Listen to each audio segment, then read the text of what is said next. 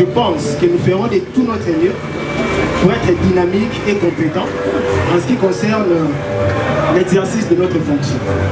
Et je crois que ou bilingue, comme on a un peu l'habitude de le dire.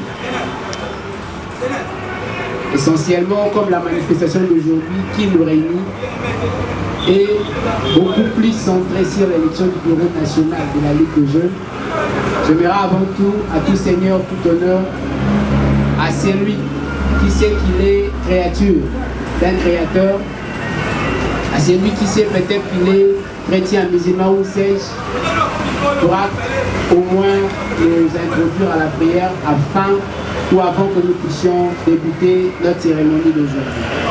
À celui qui a la bonne volonté, peut nous conduire à la prière. Qui peut nous conduire à la prière, s'il vous plaît?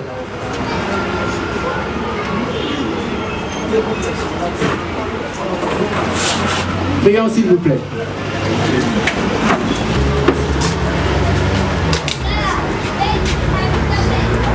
Père très saint, pour la cause dont vous avez su bien avant que nous soyons ici dans ces lieux. C'est pourquoi nous te rendons gloire et honneur. Fais en sorte que l'objet qui nous réunit aujourd'hui cet après-midi, Père, soit atteint sans problème et dans la paix. C'est pourquoi nous invitons ton Esprit Saint de nous accompagner du début à la fin. Et nous implorons, Père éternel, toi qui es le prince des Shalom, de nous amener du début à la fin. Prière de diriger tous nos débats et discussions pour que nous aboutissions à une idée commune. Par Jésus, nous t'avons ainsi imploré, dit Amen. Après Dieu, c'est la patrie. Je pense que, chers jeunes, bonjour. Bonjour. Chers jeunes, bonjour. Bonjour. Apparemment, j'ai affaire aux vieux, car ma colonie bazar. Ceux qui t'ont bilingué, beauté. Beauté. Encore une fois, beauté. Beauté. Je croyais qu'on a vraiment habitude d'y partir. Tout bon messieurs, nous. Il s'est le barami. Il s'est viva. Viva. Il s'est viva. Viva. Il s'est viva. Viva, viva, viva. Amen. C'est la moralité. Il s'est viva.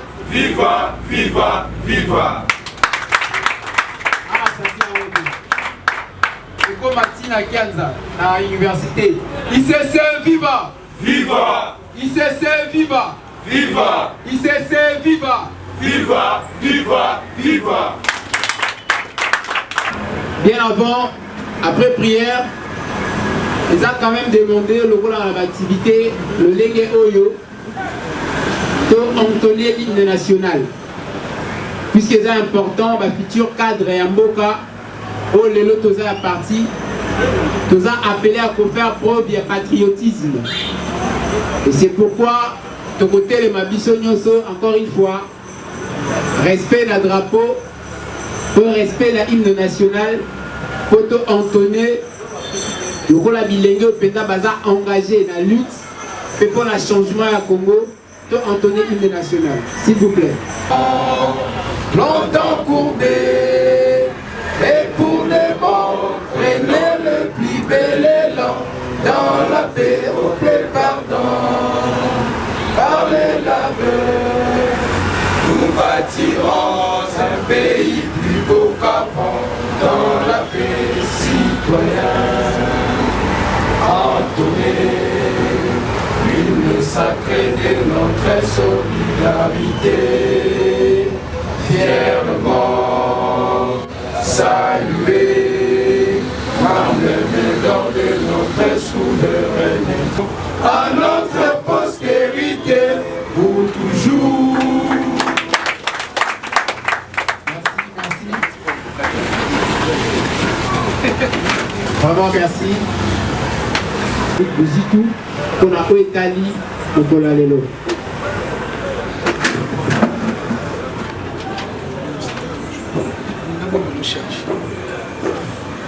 Merci pour la Maloba et na obanda opesa na ndeko nyonso matondi mingi na lolenge parce que andimi kotika obligation na ye devoir na ye pour ke andima koassiste na bayangani na biso ya mokolo ya lelo. Et Dédé, je veux au nom il y a bureau national Mobima, au nom il y a parti Union Congolaise pour les changements pour présenter la bande de Koutou, excuse na biso parce que na message de Gaïa qu'on devait se réunir à partir de 14h. Malheureusement, comprenez-nous, il y a certaines choses autres que le matin, des salles qui ont perturbé le programme Oyo, les Akina. Vraiment, on a Congo à Bandeko Basson, on a Sengi na Bisso, on a présenté na Bisso vraiment, excuse. Je vais tenter d'introduire la journée ou la soirée à Lelo. Je vais vraiment mis dans mon colo à Lelo. Je pense que Bisso tout à l'heure, membre de l'Union Congolaise pour les changements, ici c'est en sigle. Na kati ya Ligue des Jeunes. Et ça lui pour la kati na Bisso, et ali na bandeko, il va pouvoir pouvoir charge wana kilo ya komema parti na biso na niveau ya Ligue de Jeunes na province ya Kinshasa.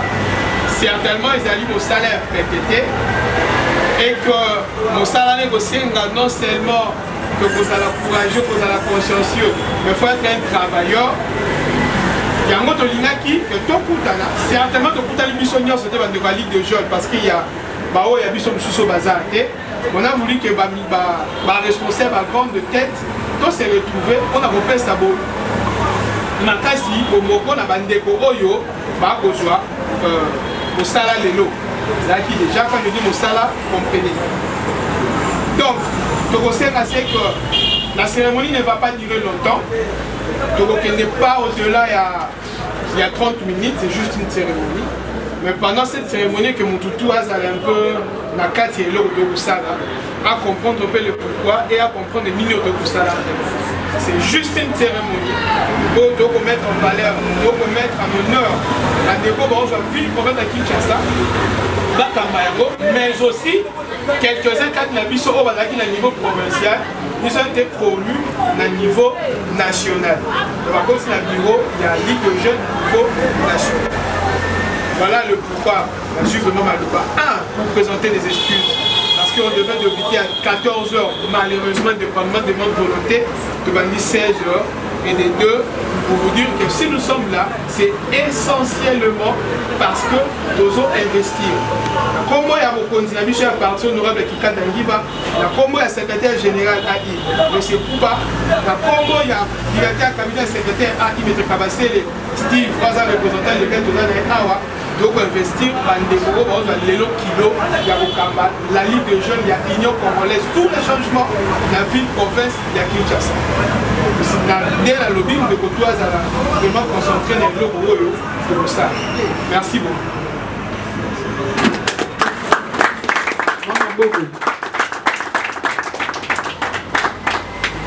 Pour nous qui sommes moins dans bilingue, donc français, national. UCC viva! Viva! UCC viva! Viva! UCC viva! Viva! Viva! Viva!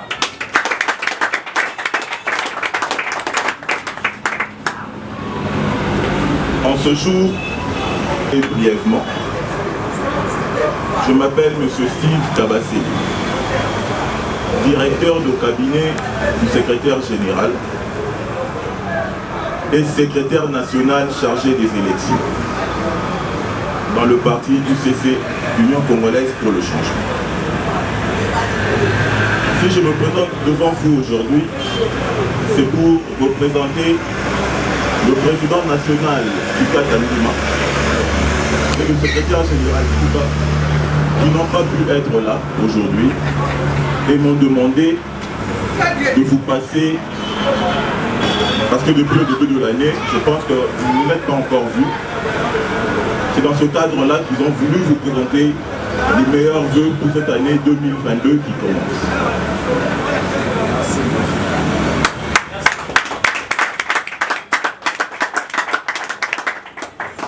Si en ce jour, je suis en train de prendre la parole, c'est parce que le promu de ce jour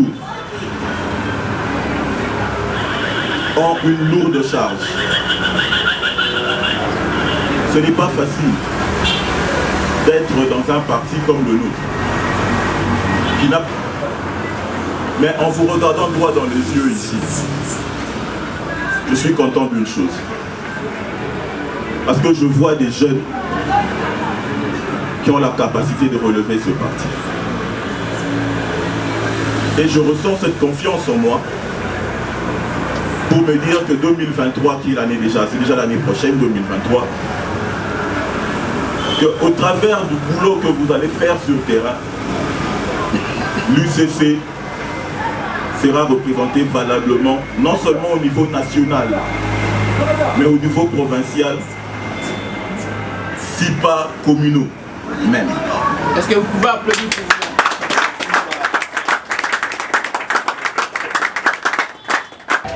Ça nous demande une chose. Ça nous demande de travailler acharnement.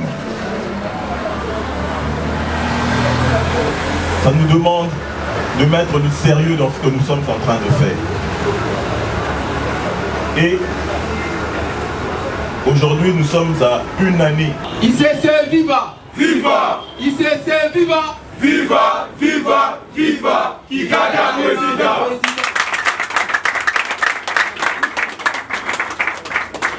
Merci Louba Tokega, qui comment Toye Bolarara, il y a choisi. Néna Lobel à début, c'est vraiment une journée, il y a cérémonie. Quand on fait ça, moi, boule et l'eau, quand on fait ça, moi, on pleure. La cérémonie d'Abisso, nous allons demeurer avec le genre et le bifas. Tous les bandes la bande de Koyo, vous avez un niveau provincial, au Bazui, permettez-moi le terme promotion à niveau national. C'est-à-dire que nous étions avec tous ceux qui n'ont pas bango. Na comité et l'équipe, qui débande de Kouala, Tomatina Bango, na Esika où doit aller travailler pour la République démocratique du Congo dans Mobimana Yango, dans son ensemble. Après, on a, quand on appelle ça sous Jean Wenling, Tobenga, Bandeko, Tobenga, Bazaba, Inter, il faut expliquer. La ville de Kinshasa de Toyebi et Ali dans 4 districts. Tchangou, Funa, Moamba et puis Lukunga. Stratégiquement, pour la stratégie de Bisso, demandez-vous qu'elle est longue parce que nous avons tous un objectif au Hollande. Les alliés que la 2023, il faut, je dis bien, il faut qu'elle soit gagnée. Qui dit gagner, il faut dans la langue où il y a des gagnants. Qui dit qu'aux Alangam il y a des gagnants, nous devons nous-mêmes apporter quelque chose pour gagner. Et dans la scène politique, pour apporter quelque chose pour que tu gagnes, dans la période Yabaponami, il faut avoir des députés. Il faut, c'est une obligation. Aujourd'hui, pour la Bisso, la jeunesse, il y a l'Union congolaise pour les changements. Tant qu'on va mobiliser ça, comment il y a na kati ya parti na biso pour la candidat na la poste que biso de la jeunesse biso na tembele. C'est possible. Je sais que chacun de nous, mais si Kazaleli a pour apporter quelque chose. Tant qu'on ça liste la partie, la grande majorité à battre, il faut pas vous donner la jeunesse. Parce que ailleurs les Congo, les jeunes ne vont pas faire ça paiement. Les jeunes ne vont pas faire partir vivre. Les jeunes ne vont pas faire gagner. Sawana, je ne pense pas que tu peux avancer. Dans la 4 districts de Wana, biso to kabola ki yango. Je vais vous expliquer le comment déjà bayer. La place que biso benga yango district, biso to benga ki yango interfédération. Ne ba benga ka inter, biso pas biso district de l'interfédération. On appelle la président fédéral, wa Tchamba Zana à cette interfédération na biso ya Tchamba. Donc ici ta Tchamba est divisé en deux. Tchamba ya Liboso, na Tchamba ya Mibale. Donc la président fédéral, il y a Tchamba ya Liboso. Il y a le président fédéral, il y a Tchangou Yami Balé. Nous continuons à Bango. Donc, nous avons ça qui est battu dans Lima. Nous avons qui est. La place de Benga est interfédéral. Nous avons présenté combo ya superviseur. Nous avons là pour que ma solo dans Gambo ya interfédération et tambo dans Lima. Donc, ceux qui ont présenté Bandeko, on le basa va promu. Balongwe, à niveau provincial, une promotion à niveau national, de représenter ce qu'on a des superviseurs pour gérer les bisous parti na ba interfédération na ba na simane ya wana to kwa siko na bato nde basali ke to sangala lelo que to présenter les présidents provinciaux de la ville de Kinshasa, son vice-président ainsi que toute l'équipe Boya ville province de Kinshasa. Et je pense après voilà dans zone sa parole est pas modérateur d'ayé au Bebabiso pour que to petit et pour ne pas monopoliser parole. Je vais commencer par... on va faire ceci. Pour que ça soit bien, que soit un peu moins sens. Je vais tomber du bandeko au bazar promu à niveau national. Bandeko va y 2000 bosso. Et puis, tu vas mettre les barreaux bango. Tu prépares un extra d'eau et des bisous. Et ça, c'est dans la bosse. Mais tu prépares qui moi, go bao yo. Et des bisous comme ça, on applaudit, on met du bango pour la bango, et on va zomba, après bango. Superviseur, les représentants qui est là, à mettre bango ici, il y a parti en guise, il y a pouvoir, pour appeler ça bango, bazoa, réellement au continent bango de travailler pour la ville province de Kinshasa, ce qui bango il balait bazongi. Pour na bandeko bazali ba promu bandeko yo baye na comité national. Le comité existe, ça fait aujourd'hui 2 ans et bandeko baye pour la kosunga biso na poste ya secrétariat national. Il y a ligue de jeunes sur le plan national. Tobeni bongo ndeko Bukangama Anjuno sera zali à Rotelema.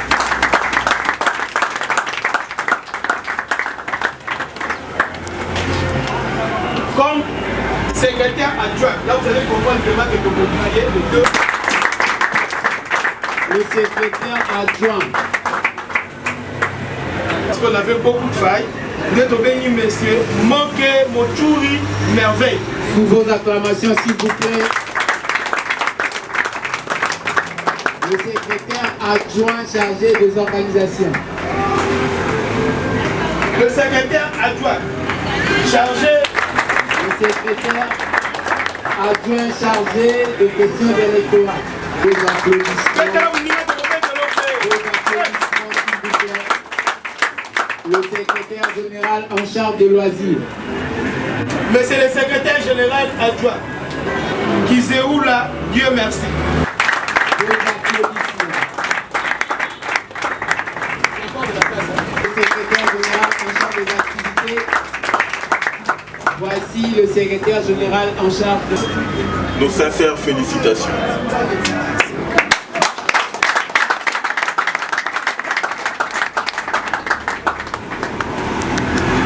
Et en même temps, je peux vous rappeler que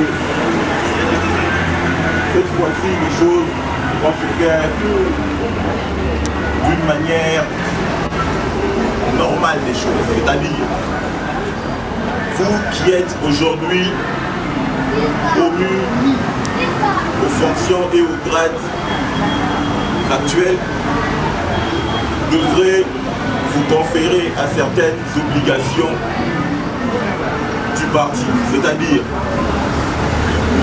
acheter vos cartes de membre, qui est une obligation du parti, et faire acheter les cartes dans les fédérations où vous allez aller. C'est quelque chose que je voulais mettre un accent dessus. Et nous demandons de consacrer de votre temps afin de faire marcher les cellules que vous gérez au sein de la direction nationale de la jeunesse. Que Dieu vous garde afin que vous puissiez mener à bien ce combat que vous avez accepté de relever brièvement. Je vous remercie. Merci. C'est le souhait du président national. Vous avez toute leur grâce et faveur. Il suffit que vous fassiez bien votre mission et attribution. J'aurais voulu quand même que d'entre vous, pour les plus hauts gradés d'entre vous, puissent recevoir les emblèmes du parti au guise de symbole du pouvoir attribué par le président national.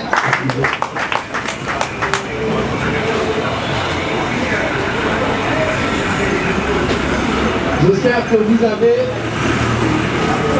toute la chance de bien mener ou de mener à bien la mission qui vous est confiée.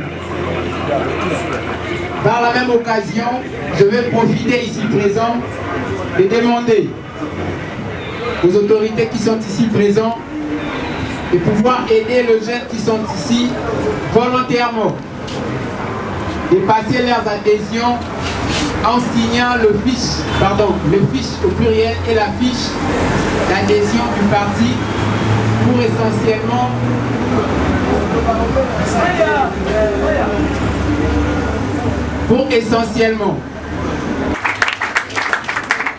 Je vous remercie infiniment. ICC viva! Viva! ICC viva! Viva! ICC viva! Viva! Viva! Viva! Kikata président! Grande personnalité. ICC viva! Viva! ICC viva! Viva! ICC viva! Viva! Viva! Viva! Kikata président! Déjà, il est important de signaler que le sala o bandeko ba zombie mato ba menina mokolo alelo eza mosala monene pe motuya en même temps. Mais donc to continuer to continuer to kombi mayanga na biso nde tolobaki maintenant tokobenga bandeko oyo bakozala lelo bokonzi ya kogere oyo biso tokobenga interfédération. Donc bandeko lo bakogere Tchangu, ndeko akogere Lukunga, ndeko akogere Moamba, na ndeko akogere Funa. So tobenyo ndeko oleki liboso, le représentant qui est là akoya remettre yo ben signe ya parti comme pouvoir oyo epesameli na yo banda mokolo ya lelo ya banda ko bongisa ya liboso installation ya district na yo ya fédération ya interfédération na yo installation ya commune na yo installation ya quartier na yo installation ya avenue na yo installation ya ndaku na yo to lancer vers la fin une opération lopango moko te sans ICC et il faut vraiment que moto la moto a se préparer na et puis que to ki matisima ngonga to bandina interfédération ya Moama tokobenga bongo ndeko Makalamba Eric.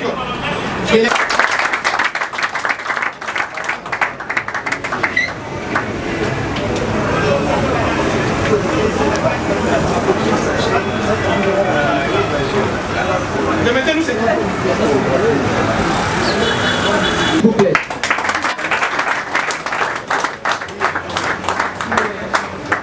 L'interfédéral, il y a district, il y a Moamba. Les Londres de Kwasi Bokonzi. L'interfédéral, district Moamba. Sylvie Bokonzi, il y a district Mobimba. Nous avons sur la biso. On a tous les mandats dans le district de Moamba. L'interfédéral, district Moamba.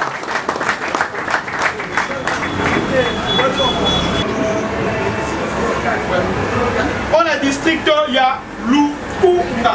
Au moins, on a sauté, on a sauté à la Funa. Lukunga. L'interfédération, il y a Funa aussi qui est là, il y a Momamunayo. Pardon, il est dans le mytho, l'interfédération à Lukunga. Tokobenga bongo monsieur Nongo Kazadi Donatien. Est-ce qu'il Monsieur Nongo Donatien. Nongo Kazadi Donatien. c'est pas de la seule chose. Quand on voit des romans, c'est une famille. Des reconnaissances,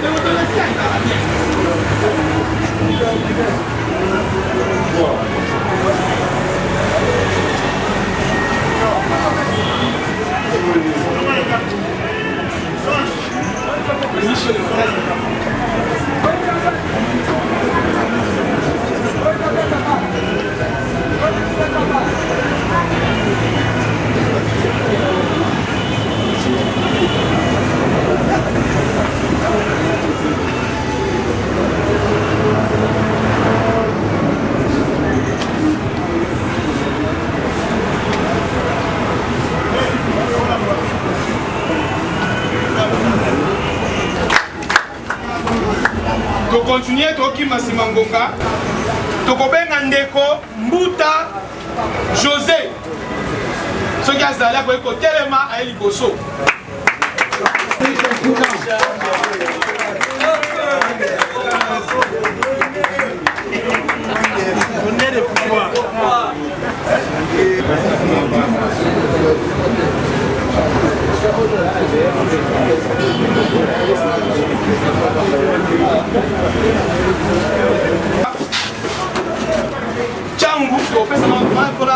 Excusez-moi, mais je vais dire vraiment un mot. Merci Nandego parce que il a un sérieux problème, mais il a quand même accepté d'assister à la cérémonie. Certains peut-être ont posé, je vais dire, on a vu ma problème à Zanon. Merci vraiment parce que tu es là présent. Dans l'addition, il y a Tchang Bengi, mais c'est Koupi Baleki Freddy. Koupi Baleki. Je pense que nous ferons de tout notre mieux pour être dynamiques et compétents en ce qui concerne l'exercice de notre fonction. Et je crois que ça a été un privilège pour nous, un honneur, mais aussi une lourde charge. C'est une lourde charge, c'est une grande responsabilité qui exige un certain comportement, un certain caractère qui serait de nature à honorer la fonction que nous allons assumer au sein du parti. Je vous remercie. Merci. Vos applaudissements. On est déjà à la fin. Merci, je vous encourage tous qui ont des fonctions au sein du parti. Le Congo a besoin de jeunes. Ce sont des jeunes engagés, ce sont des jeunes qui ont des qualités, des compétences à travailler pour le bonheur des autres. Si on peut s'élever pour ne fût-ce que prier afin de clôturer la